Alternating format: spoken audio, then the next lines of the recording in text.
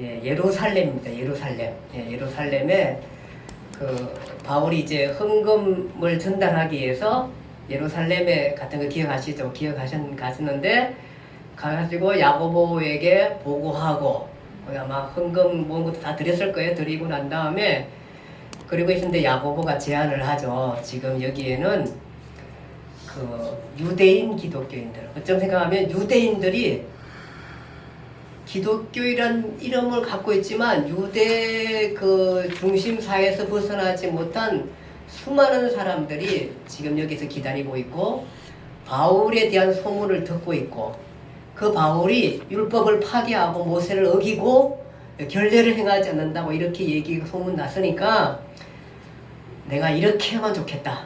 어떻게 하냐면은 여기 4명의 나시린을 선언한 사람이 있는데 이 사람들한테 결례를 행하게 하고 너도 결례를 행하고 그 다음에 그 결례 비용을 그 결례는 이제 머리 감고 뭐 하는 비용들인데 하고 이제 결례 행하는 이 모든 일들 비용을 네가 대면 좋겠다. 아마 이렇게 얘기한 것 같아요. 그러니까 바울이 그렇게 했어요. 했음에도 불구하고 유대인들이 바울을 오해해서 이 바울이라는 사람이 그 에페소에 온 많은 유대인들이 바울을 오해해서 잡게 되죠. 이 사람이 성전에 뭐 이방인도 데리고 들어갔고 막 이렇게 생각하고 자기들이 잡게 됩니다.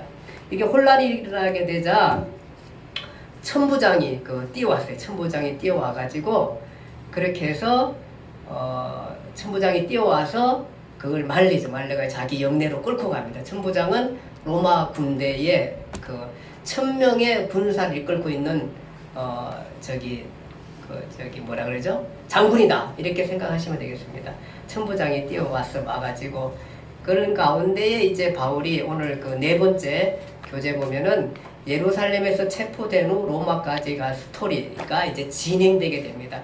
그렇게 해서 잡혔을 때에 이제 영내로 끌려가면서 바울이 그렇게 내가 백성들에게 좀 말할 수 있느냐 헬라말로 얘기하니까 이 천부장이 깜짝 놀래죠. 그냥 이렇게 반란을 일으키는 사람인 줄 알았는데 헬라말로 네가 헬라말로 알 줄 아냐 이러니까 바울이 헬라말도 능통해서 말을 하게 되죠. 그러면서 기회를 줍니다. 그래서 바울이 바울을 잡을 유대의 그 수많은 사람들이 왔었을 때에 그 영내로 끌려가면서 허락을 받아가지고 바울이 자기에 대해서 발언을 합니다. 발언하는 기회를 갖게. 그것이 이제 바울의 개인 구원 간증에 대해서 얘기하게 되는 그것이 사도행전 22장에서 1절에서 21절까지입니다. 그래서 바울이 바울이 예루살렘에서 체포되어 피고인으로 의뢰하여 진상 설명하게 된다. 그렇게 되어 있는데 바로 그렇게 돼서 바울이 개인 구원 간증을 하게 됩니다. 우리가 잘 알듯이 나는 길리기아 다소 출신이다. 그래서 예루살렘에서 자라가며 가말리엘 문화에서 우리 조상의 율법을 아주 엄하게 받았다. 그 얘기는 뭐예요? 나는 정말 여기에 소동치는 당신들과 똑같은 사람이고 나는 어쩜 당신들보다 훨씬 더 유대교에 철저한 사람이라는 얘기를 하게 됩니다. 그러면서 내가 이 도를 박해하여 그러니까 내가 전하는 이 예수 그리스도에 박해해서 사람을 죽이기까지 했고 남녀를 결박했고 옥에 넘겼고 그런 일들을 했던 사람이다. 거기에 여기 있는 당신들 여러 제사장들과 모든 장로님들이 내 증인이다. 내가 그랬던 사람이다. 그런 얘기를 하고 그 위에 내가 다메섹에서 들어가는 동안에 다메섹에서 내가 예수님을 만나게 되었고 그리고 난 다음에 내가 이렇게 복음을 전하는 사람이 되었다. 그 얘기를 간증을 하게 되는 것입니다. 그렇게 막 간증하면서 얘기를 할 때에 거기에 있던 사람들이 큰 소리로 말하면서 이 사람은 더 이상 살려둘 사람이 아니다. 그러면서 옷을 벗고 티끌을 공중에 날리며 하나님 맹세하면서 바울을 죽이려고 그렇게 하게 됩니다. 그러자 이제 그 천부장이 영내로 끌고 다니면서 자기를 이제 여기 가족권으로 바울을 묶으려고 합니다. 묶으려고 하니까 바울이 뭐라 그러냐면은 내가 로마 시민인데 당신은 재판도 받기 전에 나를 이렇게 가족권을 꾸문다 이렇게 얘기를 합니다. 그러니까 이 천부장이 깜짝 놀라는 거예요. 아니 로마 시민이라고? 나는 돈을 많이 들여가지고 로마 시민권을 샀는데 너는 로마 시민권을 어디서 구했느냐 그렇게 얘기를 하게 됩니다. 그러자 바울이 뭐라 그래요? 나는 나면서부터 로마 시민이라. 그러니까 이 천부장이 자기가 이거 매로 때리고 그다음에 묶은 걸로 인하여서 염려하고 걱정하게 됩니다. 로마 시민권이 대단한 거죠. 당시 사회에서 오늘날 그 미국 시민권만 있어도 대단하잖아요. 예. 예, 그런데 이렇게 그 로마 시민권은 지금 미국 시민권에 비교할 자가 아니라 정말로 대단한 권리를 갖게 되는 것입니다. 이렇게 해서 이제 바울이 그렇게 이제 그 천부장이 두려워하면서 웬만한 건 바울의 얘기를 들어줍니다. 이튿날 천부장이 진상을 알려고 바울을 이제 그 예루살렘 공회, 사내들인 공회 앞에 세우면서 따지게 되는 것이죠. 묻게 됩니다. 그럴 때에 또 바울이 자기의 변명을 합니다. 천부장이 그래가지고. 그러니까 바울이 뭐라, 내가 정말 그런 사람이었고 내가 정말로 범사에 양심을 따라서 하나님을 숨겼던 사람이다. 이렇게 얘기하니까 사내들인 공회의원 중에 대제사장 아나니아가 말하면서 그 입을 치라 그렇게 막 소리치게 됩니다. 그러니까 굉장히 지금 사내들인 공회가 바울을 잡기 위해서 지금 굉장히 이렇게 혈기가 올라와 있고 지금 이 공회 앞에서 굉장히 살벌한 분위기 속에서 바울이 얘기를 합니다. 내가 정말 양심에 따라서 내가 너희 섬기는 하나님을 섬기고 있고 그런 사람이다. 그렇게 얘기하니까 아나니아가 이 해칠한 담이 너희 입을 치라 그러니까 바울이 아나니아한테 뭐라 그러냐면 해칠한 담이여 하나님이 너를 치르시로다. 내가 나를 율법대로 심판한다고 하면서 율법 어기고 나를 치려고 하느냐 이렇게 대들게 됩니다. 그러니까 저 옆에 있던 사람들이 아니 저 사람이 누군데 어떻게 감히 대제사장한테 그런 말을 하냐고 또 막 하니까 바울이 뭐라 나는 그 사람이 대제사장인지 알지 못했다 이러면서 또 사과하고 이렇게 되는 것입니다. 그러면서 자기가 이렇게 고난당하는 것은 나는 바리새인이요 바리새인이 아니다. 죽은 자의 소망 곧 부활로 말미암아 내가 이렇게 신문을 받는다 이렇게 얘기합니다. 그렇게 얘기하니까 사내들인 공회에는 이 바리새파에서 가 있고 사두개파가 있어요. 사두개파 사람도 있거든요. 그러니까 내가 지금 고난당하는 건 뭐냐면 죽은 자의 부활과 죽은 자의 소망과 부활 때문에 내가 이렇게 당한다고 하니까 이 사두개파들은 뭐 이렇게 부활도 없고 천사도 없고 영도 없고 다 이렇게 얘기하거든요. 근데 바리새파들은 뭐냐면은 다 있거든요. 부활도 있고 이렇게 얘기하거든요. 그러니까 둘이 이 소리를 하자 둘이 또 싸우게 되는 거예요. 그 안에서 둘이 논쟁이 벌어지고 막 이렇게 돼요. 그런 가운데 그 천부장이 바울이 찢겨질까봐 사내들인 공회에서도 또 꺼내가지고 다시 바울을 데리고 영내로 들어가게 됩니다. 그러면서 그날 밤에 주께서 바울 곁에 서서 이르시되 담대하라 내가 예루살렘에서 나의 일을 증언한 것 같이 로마에서도 증언하여야 하리라 하시니라. 사도행전 23장 11절. 예. 그날 밤 주께서 바울 곁에 서서 이르시되 담대하라 내가 예루살렘에서 나의 일을 증언한 것 같이 로마에서도 증언하여라 하리라 하시니라. 이 말을 듣게 됩니다. 바울이 얼마나 위로가 되었을까요? 사실 얼마나 불안했을까요? 지금 잡혀있고 지금 그 사내들인 공의파 온 유대인들은 바울을 죽이려고 혈안이 되어 있고 지금 자기는 천부장에 잡혀있는 이런 가운데 있는데 앞으로 자기의 인생이 정말 어떻게 될지 모를 그런 지금 그런 시기에 주님께서 나타나셔가지고 바울아 담대하라 걱정하지 말라 내가 예루살렘에서 나의 일을 증언한 것 같이 로마에서도 증언하여 하리라. 아마 바울이 이것 때문에 모든 이 말씀 때문에 모든 힘든 것을 견뎌내고 그것들을 이겨내고 삶을 살았으라 그렇게 생각되어집니다. 그렇지 않습니까? 사실 그렇습니다. 바울은 이 메시지 때문에 그 힘들고 어렵고 역경 가운데에 또 앞으로 어떻게 될지 모르는 그런 가운데 죽음의 위기에서 바울이 그것을 이겨낼 수 있는 이 말씀을 바울이 붙드는 것입니다. 나리샘에 유대인들이 당을 지어 맹세하여 바울 죽이기를 힘쓰는데 뭐라고 얘기하냐면은 바울을 죽이기 전에는 먹지도 아니하고 마시지도 아니했다고 맹세한 사람들이 40명이 동맹을 맺습니다. 야, 바울 빠져나가기 힘듭니다. 정말로. 그런 가운데 또 이 사람들이 뭐냐 하면은 대제사장과 장로들에게 가서 말하기를, 천부장에 가서 우리가 바울한테 얘기를 더 잘 듣고자 하니까 바울을 다시 공회로 좀 오게끔 그렇게 당신들이 좀 얘기를 좀 하라고. 천부장한테 찾아가가지고 그렇게 얘기를 하라고. 그러면은 바울을 천부장이 끌고 사내들인 공회에 올 때에 우리가 숨었다가 바울을 쳐 죽이겠다. 이런 전략을 세우게 되는 것입니다. 야, 이렇게 되니까 이제 바울로서는 정말로 힘들고 어려운 그런 일들을 겪게 되게 됩니다. 그러자 이 얘기를 한 청년이 듣고 그 천부장에게 얘기하고 바울을 공회로 데려가지 말라고 그렇게 얘기합니다. 그래서 공회에 다시 세우지 않고, 그러니까 예루살렘에서 사내들인 공회에 세우지 않고 어디로 데려가냐면은 몰래 밤에 어디로 데려가냐면은 바로 총독에게 데려가면, 그것이 이제 가이사랴, 총독 본부가 있는 가이사랴로 데려가게 되는 것입니다. 그것이 그러면서 거기 보니까 밤 3시에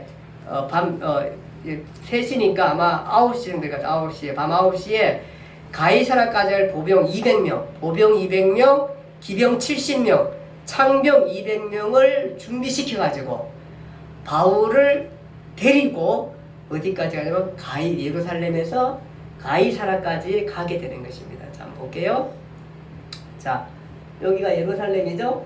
예루살렘에서 이 총독 본부가 있는 가이사랴까지 이렇게 해서 데려가게 되는 것입니다. 대단하죠?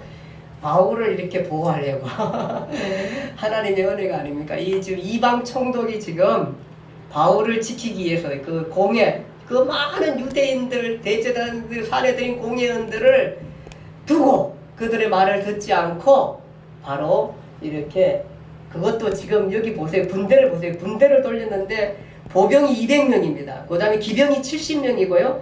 창병이 200명이다. 이를 준비시켜가지고 그 다음에 총독 벨릭스에게 편지를 써가지고, 이 사람이 로마 사람인데 사람들이 이 사람을 유대인들이 죽이려고 하는데 내가 보기에 죽을 만한 아무 잘못이 없습니다. 이렇게 편지까지 써가지고 보내게 됩니다. 이렇게 해서 바울이 이렇게 이제 예루살렘에서 총독 본부가 있는 가이사랴까지 가서 바로 벨릭스 총독 앞에 서게 되는 것입니다.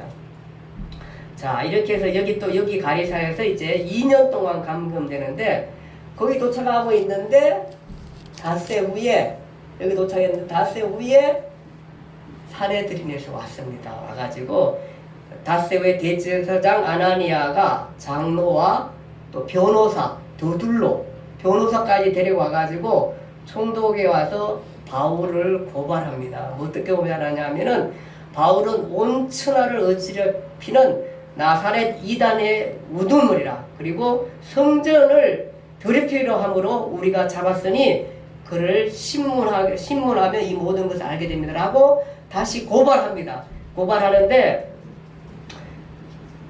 여기서 이제 대제사장 앞에 고발하니까 다시 바울이 또 변명을 합니다. 그러면서 벨릭스에게 여러 해 전부터 이 민족의 재판장 된 것을 알고 기꺼이 변명합니다. 사실은 저는 예루살렘에 올라갔는데 여기에 예배하러 올라간 지 열이틀밖에 안 되었고, 사실 해당이나 시중에서 무리를 소동하거나 한 일이 전혀 없고, 이렇게 고백합니다. 그리고 나는 저들이 이단이라 하는 도를 따라 하나님을 섬기고 율법과 선지자의 글에 기록된 것을 다 믿으며 그들이 기다리는 바 하나님께 향한 소망을 나도 가졌으니 곧 의인과 악인의 부활이라. 이것으로 말미암아 내가 하나님과 사람 앞에 대하여 항상 양심에 끄리낌이 없기를 힘쓰나이다. 여러 해 만에 내가 내 민족을 구제할 것과 재물을 가지고 와서 드리는 중에 결례를 행하였고 모임도 없고 소동도 없이 성전에 있는 것을 그들이 보았나이다. 사실 예루살렘에서 체포되어야 할 이유가 아무도 없습니다. 아무것도 없습니다. 사실 말한 것처럼 구제 헌금을 가지고 전달하기 위해서 예루살렘에 온 것밖에 아무것도 없다. 그 얘기를 하게 되는 것입니다. 그러면서 이제 바울이 다시 죽은 자의 부활에 대해서 증거를 하게 됩니다. 그 앞에서 증거하고 벨릭스가 또 유대 여자이므로 가서 설명도 하고 이렇게 설명하게 되고 벨릭스 앞에서 많이 증언하고 또 벨릭스가 이 도에 대해서 듣고 싶어 가지고 자꾸 부릅니다. 근데 사실 듣고 싶을 뿐만 아니라 바울을 통해서 뭔가 또 돈을 좀 받을까. 그러니까 이게 좀 위에 있는 사람들은 이런 욕심이 늘 있어요. 정치 특별히 하는 사람들은 어떻게든 건수를 좀 올려가지고 내가 이들로부터 돈을 좀 얻어먹을 수 있을까. 총독이라는 자리가 굉장히 높은 자리고 사실은 충분히 먹고 살고 가만히 있어도 되는 사람들인데 사실은 이렇게 또 뭔가 또 뇌물을 받고 있습니다. 이 총독이 이렇습니다. 이러다 보니까 오래 가지 못하죠. 이 사람이 결국은 이 사람이 이제 벨릭스가 잘리게 되고 다음에 또 이제 베스도라는 사람이 총독 앞에 서게 됩니다. 또 베스도 2년 후에 베스도가 총독으로 부임할 때에 또 예루살렘에서 많은 사람들이 이제 예루살렘에서 가이사로 가는 동안에 막 그 총독한테 얘기합니다. 이 사람은 놔두서는 안 됩니다. 이렇게 하면서 할 때 그러면은 내가 저기 가이사라 갈 때 내려갈 거니까 같이 가자. 가가지고 너네들이 변명할 거 하라. 또 그 얘기를 합니다. 그래 가가지고 또 이제 가서 그 앞에서 또 변명하고 상소하고 막 이런 것들을 보게 되는 것입니다. 근데 바울은 이렇게 막 재판하고 변명하고 또 변명도 하고 하면서 바울한테 이제 유대인들이 많이 와 있으니까 베스도가 뭐라 그러냐 하면은 베스도 총독이 너가 예루살렘 가서 재판을 받을 거냐고 묻습니다. 예루살렘 가면 어떻게 돼요? 죽어요. 네. 가이사라에서 예루살렘 가면 다시 죽어요. 유대인들의 선심을 위해서 한마디 그렇게 던집니다. 근데 바울이 이때 뭐라 그러냐면 나이는 예루살렘에 가지 않습니다. 그리고 누구도 로마 시민인 나를 죄를 정하지 않고 나를 다른 사람한테 내어줄 수 없다. 똑똑하죠? 바울이 내어줄 수 없다. 그렇게 얘기하면서 나는 가이사에게 로마 시민으로서 정식으로 가이사에게 소송을 제기합니다. 이렇게 말합니다. 그래서 로마 황제 가이사에게 소송을 제기하게 됩니다.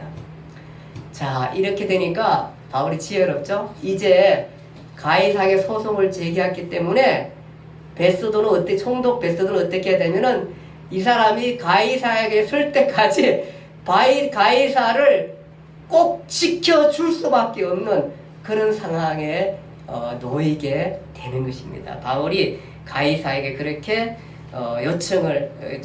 소송을 제기하게 되는 것입니다. 자, 이렇게 해서 이제 이 가이사라 영내에서 감옥에 가둬두게 되는 것입니다. 어떻게 해야 돼요? 이제 베스도는 어떻든 간에 이제 바울을 여기 아니죠? 로마까지 데려가야 할 책임이 주어지게 되는 것입니다. 수일 후에 이제 아그리파 왕하고 버니게가 누구냐 하면은 아그리파 왕의 부인인데 이 사람들 되게 어쨌든 간에 여기에 정치를 먹고 이 당시에 정치를 하는 사람들이 사실은 다 뭐냐 하면은 살아남기 위해서는 뭐든 해야 돼. 이 버니게라는 사람은 원래 아그리파 왕, 이 사람이 아그리파 2세거든요. 누구냐 하면은 같이 남매랑 결혼하는 게 결혼해요. 이 여자가 그래가지고 뭐 다른 데 또 결혼도 하기도 하고 이렇게 해서 또 결국은 오빠한테 와서 결혼해가지고 살고 이런 처지예요, 지금. 나중에 이 여자는 또 황제 예, 첩으로 들어가고 막 이런 식으로 어쨌든 간에 출세하기 위해서 뭐별 일들을 다 하는 여자예요, 이 사람이. 그리고 그 이 사람들이 아그리빠하고 베스도에게 문안하러 와요. 그러면서 베스도가 얘기해 나요. 사실 죄인 하나를 잡아두었는데 이게 참 어렵고 골치 아픈 일이 많다. 사실 어떻게 하면 좋겠냐고 이렇게 얘기를 해요. 그러자 아그리빠 왕이 이제 소문을 들었는지 그럼 내가 그 바울을 좀 만나보고 싶다. 그렇게 여자 바울이 아그리빠 왕 앞에 서서 변명을 합니다. 그러면서 바울이 내가 나도 똑같이 유대인이었다. 유대인이고 이 도에 대해서 내가 정말 할 말이 많다. 나는 이단도 아니고 유대인 모든 유대인들뿐만 아니라 이방인들이 깨달아야 할 그 도에 대해서 증언하는데 나도 사실 이 도에 대해서 막 철저하게 비판했던 사람이다. 근데 나를 일으킨 것은 뭐냐면 내가 다메섹 도상에서 예수 그리스도를 만난 사람이다. 내가 이것을 부인할 수 없는 사람이다. 그렇게 얘기합니다. 이 다메섹에 대한 감정이 바울에게 있는 거예요. 바울에게. 이 거듭난 감정이 바울에게 있는 거예요. 그리스도를 만난 감정이 바울에게 있는 거예요. 정말 목숨을 내놓기까지 부인할 수 없는 그 감정이 이 바울에게 있는 겁니다. 바울에게. 그것이 다메섹에 대한 감정입니다.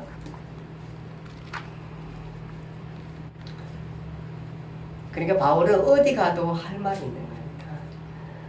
어디 가도 그리스도를 전해야 하는 겁니다. 왜냐하면 너무 감정이 선명하고 너무 자기가 겪었던 일들이 선명하고 분명하기 때문에 부인할 수 없는 것이. 그래서 죽기까지 다해서라도 이 교리를 지키려고 하는 겁니다. 그리고 자기가 공부를 그동안 얼마나 많이 했습니까? 그리고 나서 보니까 예수를 만난 후에 그동안에 가졌던 이 도에 대한 의문이 완전하게 확 풀려버렸던 것입니다. 그러니까 뻥 뚫려버린 거예요. 맞다, 이거야말로 이 메시지야말로 인류를 구원하는 메시지라는 것들을 그는 듣게 된 것입니다. 그래서 이 다메섹 도상의 간증을 잊을 수가 없는 겁니다. 여러분과 저는 언제 구원을 받았습니까? 우리가 다시 다메섹의 그 바울의 간증처럼 우리가 받았던 구원에 대해서 우리가 소홀히 하면 안 됩니다. 사실 바울처럼 큰 간증거리가 없을 수 있습니다. 이만큼 큰 간증거리 있을 사람이 그렇게 많지 않죠, 사실은. 그렇지 않다 할지라도 우리가 바로 이 도를 깨달았던 그 간증을 우리가 갖고 있어야만이 이 간증을 가지고 다른 사람에게 복음을 전할 수 있는 것입니다. 이것만이 살 길이다. 이것만이 이방인이나 유대인이나 살 길이다라는 것들을 바울은 마음속에 꼭 쥐고 있었겠는데 그래서 그것을 전하게 되는 것입니다. 그러니까 막 바울이 그 간증을 하게 되자 자기가 이렇게 되는 건 그리스도가 고난을 받으실 것과 죽은 자 가운데서 먼저 다시 살아나사 이스라엘과 이방인들에게 빛을 전하는 것이라 함이라 이렇게 말씀합니다. 사도행전 26장 23절입니다. 그렇게 얘기하니까 옆에 어떤 베스도 총독이 뭐라 그러냐면 지금 아그리빠 왕에게 열심히 간증하고 있는데 베스도 총독이 바울아 내가 정말로 미쳤다. 내 많은 학문이 너를 미치게 했다. 그렇게 말하니까 바울이 뭐라냐면 베스도 각하여 내가 미친 것이 아니고 참되고 온전한 말을 하나이다. 이 일은 한쪽 구석에서 행한 것이 아닙니다. 이 시간 그때 숨었는데 가까운데 행했던 거 아니고 여기 있는 모든 사람들 그 유대인들의 수많은 사람들이 나에 대해서 알고 있고 보았고 이런 일들이고 그리스도가 살아난 것은 온 예루살렘을 뒤집을 만큼 큰 사건이었고 그것이 벌써 25년 30년밖에 안 됐는데 이것이 어떻게 구석에서 있던 일입니까? 웬만한 사람들 다 아는 그 일들입니다. 지금 그 얘기를 합니다. 그러면서 아그리빠 왕이 뭐라냐? 아그리빠 왕이 선지자를 믿으시나이까? 믿으신 줄 아나이다. 그러니까 아그리빠 왕에게 바울이 그래요. 아그리빠 왕이여 선지자를 믿으시나이까? 예, 유대 왕이니까 그러니까 얼마나 저기 하겠어요. 그러니까 끝나기도 전에 믿으실 줄 압니다. 이렇게 얘기하잖아요. 그렇게 얘기하자 뭐라 그러냐면은 이 아그리빠 왕이 이렇게 얘기해요. 네가 적은 말로 나를 권하여 거리순 되게 하는도다 이렇게 말하자 바울이 뭐라 그러냐면 이 사람 대단합니다. 말이 적어라 많으나 당신뿐만 아니라 오늘 내 말을 듣는 모든 사람도 다 이렇게 내가 결박된 것 외에는 나와 같이 되기를 원하나이다. 왕 앞에 지금 바울이 이렇게 간증하게 되는 것입니다. 이렇게 결박된 것 외에는 모두 다 나와 같이 되기를 원합니다. 이렇게 얘기합니다.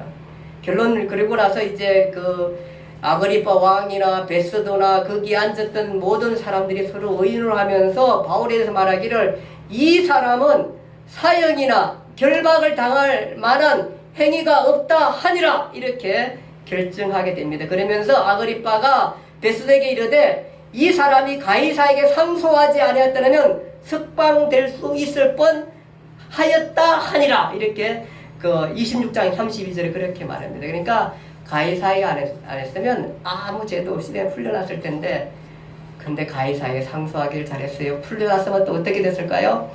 유대인들이 지금 이 가이사를 가깝습니다. 그래서 예루살렘에서 가까운데 유대인들이 가만히 있겠어요? 가만히 안 있을 겁니다.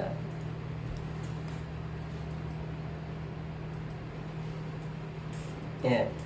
이렇게 해서 이제 그 결론적으로 가이사에게 이제 해서 재판을 받으러 로마로 가게 되는 그것이 4차 전도여행이에요. 4차 전도여행. 로마로 가게 되는 길들입니다. 로마로 가는데 그렇게 해서 여기 보세요. 이제 이렇게 해서 이 가이사랴 출발해서 여기 어디요? 시돈이라는 데 가고 그 다음에 여기 무라시아에서 여기서 갈 때에 아드라 무테노라는 배를 타고 가다가 배를 시돈에 대니 그 다음에 이제 이 총독을 여기를 이끌고 가는 사람이 율리오라는 백부장이 인솔해서 제수들과 같이 갑니다. 아마 제수들이 성경에 나와 있는데 아마 전체가 이 배에 탄 사람이 276명. 근데 이 배는 아니고 가다가 여기서 배를 타고 여기로 갑니다. 여기 무라시로 가는데 무라시에서 배를 갈아탑니다. 배 이름이 뭐냐면 알렉산드리아고 이 배가 이제 어디로 갈 배냐면은 이 로마로 갈 배입니다. 로마로 갈 배입니다. 이까지 갈 배입니다. 이까지 갈 배인데 어쨌든 로마로 가는 배를 타고 가게 되는 것입니다. 여기 이제 그것이 이름이 알렉산드리아입니다. 가다가 여기 미항에서 멈추게 됩니다. 멈추게 되면서 이때가 바로 뭐냐 하면은 7월 속죄일이 지난 7월 10일이 지난 좀 돼가지고 그러니까 여기 우리 양력으로는 10월 달 됐습니다. 10월 달 그러니까 9월 말 10월 달이 됐는데 여기 이때쯤 되면은 이 지중해가 이제 겨울 돼가면서 그 풍랑도 심하고 가기가 좀 힘들 것 같아요. 힘든 그런 시절이 됐습니다. 그래서 여기 미항에서 가지고 여기서 그냥 우리가 여기서 겨울 가동을 하자. 바울이 그렇게 얘기하면서 가동을 하자 그러니까 사람들이 여기가 불편하니까 더 가자 해가지고 여기 베닉스라고 하는 여기 항구에 가가지고 서자 이랬어요. 여기 한 80km 정도 되는데 근데 바울은 여기서 위기감을 느낍니다. 아무래도 우리 배가 여행하기 쉽지 않다. 지금은 여행할 시절이니까 여기서 우리가 겨울을 지내자. 이렇게 바울이 의논을 합니다. 하는데 사람들이 여기가 좀 불편한 것 같아요. 그러니까 더 가가지고 더 진행해서 이쪽에 베닉스라는 항구에서 우리가 겨울을 지내자. 이렇게 얘기했어요. 그랬는데 사람들이 바울의 말보다 선주의 말을 듣고는 강행을 합니다. 근데 바울은 기도 중에 이게 무슨 큰일을 만날 것 같아가지고 말렸습니다. 가지 말라고 말렸는데 떠나게 됩니다. 가니까 출발할 때는 날씨가 너무 좋은 거예요. 막 좋고 뭐 충분히 갈만하네. 뭐 이 정도 가지고 괜히 바울이 걱정을 많이 해. 바울이 걱정이 많은 사람이 이러면서 갔는데 앵글 여기 가다가 그냥 여기 앞에서 풍랑을 만나게 됩니다. 그 풍랑 이름이 뭐예요? 성경에 나와 있어요. 찾아볼래요? 뭐예요? 유라굴라라는 풍랑. 유라가는 풍랑을 만나가지고 풍랑을 만나고 나니까 이게 사람들이 뭐 이제 이 배에서 만나보니까 이게 정신이 없는 거예요. 그래가지고 모든 막 계속 이제는 돛도 다 버리고 모든 것들을 다 버리고 풍랑을 만나보니까 바람에 의지해서 갈 수밖에 없어요. 바람에 의지해서. 그러니까 그 가다가 뭐 모든 물건들을 다 던져버려요. 다 던져버리고 얼마나 힘들겠어요. 며칠 동안? 14일 동안. 14일 동안 이 바다를 헤매고 하는데 그렇게 해서 풍랑을 맞아가지고 가게 되는 것입니다. 그 강풍에서 빠져나오려고 노력들을 많이 하지만 이 사람들이 소용이 없었습니다. 여러 날 동안 이 사람들이 해도 보지 못하고 별도 보지 못하고 풍랑을 따라 파도에 의지하여 갔습니다. 더 이상 구원에 대한 소망이 없었습니다. 이렇게 해서 이 바다를 항해하게 되는 거예요. 항해가 아니고 그냥 바람에 이끌려서 그렇게 해서 배가 바람에 이끌려서 가고 있는 것입니다. 불안하겠죠. 다 사람들이 이제는 정말 우리가 죽나 보다. 그런데 주님께서 바울에게 나타납니다. 그날 밤 풍랑이 치는 밤에 주께서 바울 곁에 서서 이러면서 바울아 두려워 말라. 내가 가이사 앞에 서야 하겠고 또 하나님께서 너와 함께 항해하는 자를 다 내게 주셨느니라. 이렇게 말씀합니다. 그래서 바울이 이 하나님의 음성을 듣고 여기 탄 사람들을 안심시키면서 여러분 걱정하지 마십시오. 제게 하나님께서 말씀하셨습니다. 이 배는 완전합니다. 한 사람도 생명을 잃지 않을 것이니 제 말을 듣고 소동치지 말고 그렇게 기다립시오. 그러면서 바울이 열나흘째 되는 날 아드리아 바다에서 이리저리 뜨다리다가 깊이를 재어보니 점점 수위가 낮아진 것을 파악하게 됩니다. 수위가 낮아졌다는 얘기는 뭔가 육지랑 가까워지고 있다는 생각을 했습니다. 바울이 그제서야 모든 것들을 다 버렸거든요. 먹을 것만 빼놓고 다 버렸는데 그 밀가루 가지고 우리가 먹을 것을 만들어 먹자 해가지고 그 밀가루 만들어 가지고 빵을 만들어서 축사하고 그 떡을 떼어서 먹으면서 서로 위로하고 그렇게 기다리게 했습니다. 그래서 우여곡절 끝에 어디에 도착하냐 하면은 여기 멜리데 섬, 요 섬에 한 섬에 도착하게 됩니다. 한 섬에.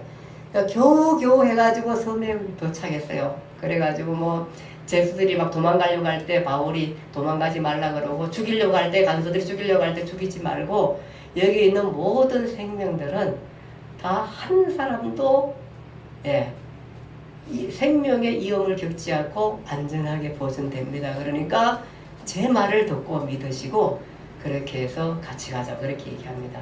그래 멜리데 섬에서 내리니까 너무너무 춥잖아요. 근데 하나님의 은혜로 이 멜리데의 섬 사람들이 나와가지고 이 열나흘 동안 정말로 추위에 떨고 여기 그러잖아요. 정말 나라서 물어버리니까 사람들이 저 사람은 정말로 죄인이다. 저 사람이 어쩌다가 어쨌든 간에 바다에서는 구원을 받았지만 이제 죽게 될 것이다. 그렇게 얘기합니다. 근데 바울이 주저앉아요. 여기에 매달려 있는 이 독사를 다시 불구덩이에 던져놓습니다. 이 김경만이처럼 아마 맛있게 독사를 구워 먹지 않았을까 그 생각도 합니다. 어쨌든 간에 그렇게 해서 독사가 거기서 죽게 되고 그렇게 해서 사람들이 바울이 죽을 거라 생각했는데 바울이 열도 안 나고 괜찮습니다. 우리 김병석 군사님이 진드기 밀려가지고 죽을 줄 알았는데 열도 안 나고 그랬습니다. 바울이 그랬습니다. 근데 독사에 물렸는데 그거를 불에 떨어뜨리고 놨는데 아무런 해남이 없이 안전하게 깨끗해졌습니다. 사람들이 바울이 죽을 줄 알았다가 멀쩡하니까 더 바울을 이대하게 되겠죠. 바울의 말을 잘 듣습니다. 그러다가 거기에 그 총독 그 보볼리의 부친이 열병이 나고 열병과 이절에 걸려서 그 죽게 되었을 때에 바울이 이 멜리데 섬 총독입니다. 바울이 추장이죠. 추장 우리가 얘기하면 추장이 부친이 그 열병과 이질에 걸려가 죽으려고 할 때 바울이 안수에서 기도해서 낫게 되고 많은 사람들도 고치게 됩니다. 그러니까 바울이 그러니까 거기 있는 많은 사람들이 바울을 후히 대접하고 그 손님들을 다 대접하게 됩니다. 거기 있었던 사람들이 제가 정확할 것 같은데 276명 배 탄 사람이 276명이 여기서 며칠 동안 그렇게 해서 먹고 자고 그렇게 하게 됩니다. 그 다음에 다시 석 달 후에 며칠이 아니라 석 달 후에 그 배에서 교훈을 난 다음에 알렉산드의 배를 타고 떠나가서 여기에 알렉산드 배를 타고 떠나가서 수라구사에 도착하게 되고 베기온에 가게 되고 여기 보디올이라는 거예요. 보디올. 예. 로마입니다. 이제 로마의 이탈리아에 도착하게 되는 것입니다. 예. 여기에 정말로 하나님의 은혜로 말미암아 이런 많은 그 힘들고 어렵고 죽을 위기에 이런 많은 것들을 겪어가면서 드디어 주께서 말씀하신 대로 이 보디올에 도착합니다. 이 보디올에 가면은 바울 그 도착 기념 교회가 있습니다. 제가 이탈리아 갔을 때 이 보디올에 일부러 그 선교 여행지라서 갔습니다. 근데 교회가 너무 초라합니다. 누군가 올려놓은 거 볼게요.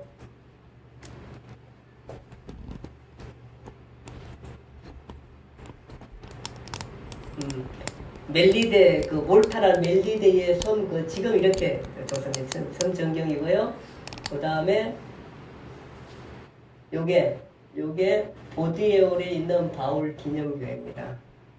바울 기념교회인데 로마의 그 찬란한 엄청난 성당에 비하면은 사실 너무너무 초라하죠, 그렇죠? 예, 안에는 못 들어가면 밖에서만 보고 이 앞에가 바로 이제 다 바다입니다. 그 바다 저기인데 보고 왔는데 사실 이렇게 초라합니다. 아마 여기가 이탈리아가 개신교였으면 여기도 엄청나게 또 멋있게 또 하나 지었을 수 있겠죠. 근데 그것보다는 기독교는 이렇게 막 화려하게 이런 것들을 짓지 않으려고 많이 노력했던 모습도 우리가 볼 수 있는 것 같습니다. 어쨌든 여기에 도착하게 되고 이제 여기 있는 동안에 1회를 머물고 난 다음에 이쪽에서 그 사람들이 와가지고 아피오 광장과 트레비스 타베르네까지 맞으러 사람들이 와서 바울이 드디어 이제 어떤 것처럼 로마까지 이렇게 가게 됩니다. 이래가지고 여기에서 이제 생활하게 되는데 바울은 여기에서 연금 상태, 그러니까 셋집을 얻어서 이렇게 멀리는 이제 못 가게끔 규정을 좀 아직도 이제 미결수잖아요. 사실은 로마 시민이고 미결수다 보니까 감옥보다는 연금 상태에서 많이 자유롭게 있게 되고 이제 여기에 로마에 있으면서 우리가 알다시피 먼저 로마에 편지가 도착했겠죠, 그렇죠? 예, 편지가 도착했고요. 그 다음에 이제 편지가 도착했더니 바울을 아는 사람들이 많이 있을 것이고 여기 있으면서 많은 사람들을 맞이하면서 바울이 복음을 전하게 되고 여기 있으면서 또 성경을 4권 씁니다. 4권. 이 로마 감옥에 이렇게 감옥이 이제 셋집이죠. 여기 있으면서 4권의 성경을 쓰는데 그게 뭘까요? 옥중서신이라는 옥중서신. 뭐죠? 네? 에베소서, 골로새서, 빌레몬서, 예? 빌립보서, 예. 그렇게 해서 4권의 편지를 여기서 쓰게 되는 것입니다. 자, 이제 4차 전도 여행까지 끝났고요. 이제 사도행전은 끝이 났습니다. 끝이 났는데 다음 주일에는 우리가 이 옥중서신 이제 여기 와 있으니까 여기 와 있는 동안에 쓴 성경책을 살짝 살펴보기로 하겠습니다. 오늘 우리가 바울을 보면서 그 바울이 가졌던 신앙 고백, 즉 다메섹에서의 그 감정들을 생각하면서 우리가 가졌던 신앙 고백이 무엇인지 또 그것을 내가 그 신앙 고백을 다른 사람들한테 얘기해 줄 수 있는지 하는 것들을 다시 한번 생각하면서 우리의 신앙 고백에도 좀 철저하면 좋겠다 생각을 하고, 하나님께서 이런 위태하고 힘들고 어려울 때마다 바울에게 나타나셔가지고 담대하고 두려워하지 말라 그렇게 얘기했습니다. 우리가 인생길을 갑니다. 우리 인생길을 가고 우리가 주 앞에 있고 그 인생길을 가는 동안 우리가 때로 힘들고 어렵고 정말 복잡한 일들을 만나게 되고 어려운 일을 겪을 수 있습니다. 그러나 하나님께서 이 길 가운데, 바울이 길이라는 게 그렇게 평탄한 길이 아니었잖아요. 사실은 어떻게 생각하면은 그렇게 살고 싶지 않을 만큼, 나 같으면 그렇게 안 살겠다 할 만큼 힘들고 어려운 그런 경험들을 겪게 됩니다. 그러나 그 경험들, 그 인생들을 다 하기까지 주께서 바울 곁에서도 바울을 지켜줬던 것처럼 우리의 인생길도 마찬가지. 우리도 여러 가지 우리의 삶과 인생길을 가는 동안에 여러분과 저의 기도 속에서 여러분과 저를 하나님께서는 안내하셔서 인생길은 80년 인생길, 100년 인생길에 여러분과 저를 붙드시고 인도하시고 또 격려하면서 또 때론 책찍질하면서 그 하나님께서 우리를 이끌어 갈 것입니다. 그 그리스도의 고백이에 충실한, 신앙 고백에 충실한 여러분과 저도 될 수 있기를 간절히 바랍니다. 기도하겠습니다. 하나님 아버지,